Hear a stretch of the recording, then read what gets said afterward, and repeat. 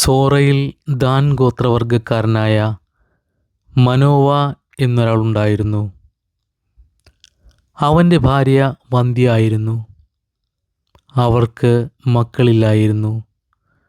കർത്താവിൻ്റെ ദൂതൻ അവൾക്ക് പ്രത്യക്ഷപ്പെട്ടു പറഞ്ഞു, നീ വന്ധ്യയാണ്, നിനക്ക് മക്കളില്ല.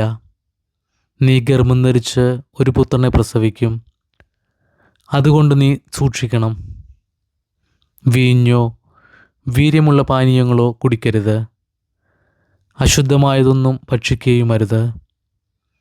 നീ ഗർഭം ധരിച്ച് ഒരു പുത്രനെ പ്രസവിക്കും.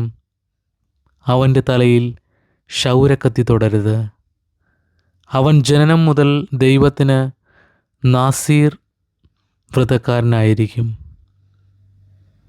അവൾ ഒരു പുത്രനെ പ്രസവിച്ചു. സാംസൺ എന്നവന് പേരിട്ടു. സാംസണെപ്പോലെ ശക്തി നിറഞ്ഞ വ്രതശുദ്ധിയുള്ള ഒരു കുഞ്ഞിനെ ഈശോയെ ഞങ്ങൾക്ക് നൽകണമേ.